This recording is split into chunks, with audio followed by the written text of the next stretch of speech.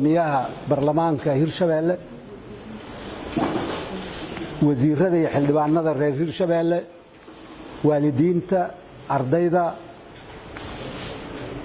maamulayaasha iskuulada guddiga madaxweynuhu xil saaray arintan inay fiiriyaan kolleegiskayga asxaabteyda ay la socoto xamriga la timid dhammaantiin assalaamu calaykum salaan kadib waxaan u mahad celinayaa madaxweynaha dowlad goboleedka Hirshabeelle ee nagu marti qaaday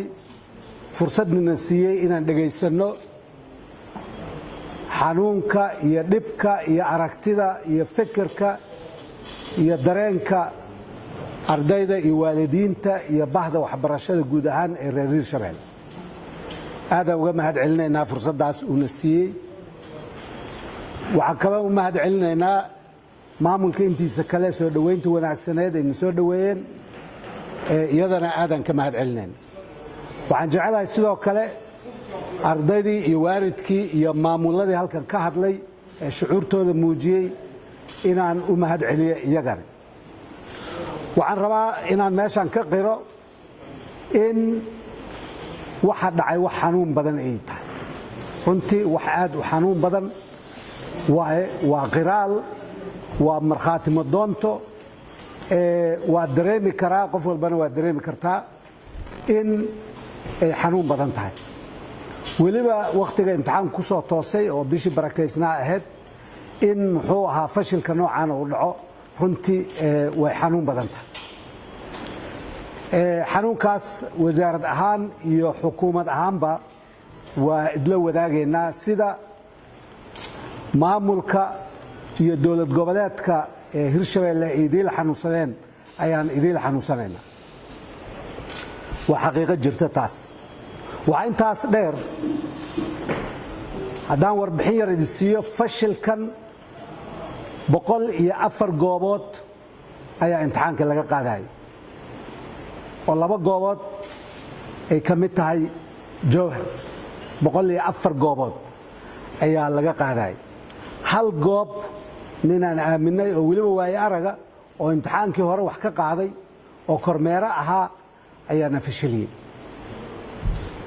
runtii aad ay xanuun badneed qof walba xanuujisay imtixaanka in la diyaariyo oo la qaado dadka ka shaqeeyo 4000 kor u dhaafaan 4000 ayaa dhabarka ka jabtay waxa dhabarka ka jabay sidaad idinkuba aad meesha ka soo jeediseen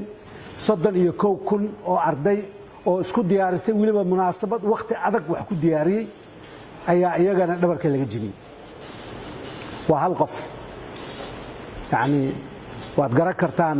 yani hal qof bini aadina dhibaatada u geysan karo waxa intaas dheer wasaaradda falkeeda alla ku celiyay waa inay kharash dabada ka galaan waa inay waxayaan runtii xanuunkaas naguma sahlanayn go'aankuna naguma sahlanayn aniga aan tago raadiyo oo aan ka sheego imtixaankaas waa fashilmay waana la baaba'shay waxa waaye wax ugu sahlan ma ahayn arrin sahlan ma ahayn waxaan jecelahay ku ordayna ma ahayn waxaan rabaa ardayda iyo waalidiinta iyo maamulada iskuulaadka iyo gaar ahaan maamulka Hirshabeelle inaan intaa fahamsiiyo imtixaan waa fashilma saacadan la joogo Puntland imtixaan qaadayso waa fashilma wadamada dariska waa ka fashilma adduunku waa ka fashilma laakiin inta aan fashilaanta u dhawaanay fiirey 104 goobood oo imtixaan lagu qaadayo in hal kaliya waxay ka yartahay 1% fashilku runtii dadaal weyn aan gelinay laakiin waxaa jeclaan lahaa inay suuragal idii aan lahayd dadkii imtixaanka diyaariyay ee qaaday ee kormeeray haddaa arki lahayd shucuurtooda inay idinka xanuun badnaayeen maahan idinka ma xanuun yareen go'aankan la gaaray maxaa dib loogu dhigi waayay wax yar waa tala fiican waa tala la isku soo qaaday oo miiska la dhigay la rogrogay maaha Cabdullaahi Goodax kaliya waxa go'aanka gaaray bahda waxbarashada cidna kama maqnayn waa la iskugu yimid waxaa la yidhi haddii dib loo dhigo ardayda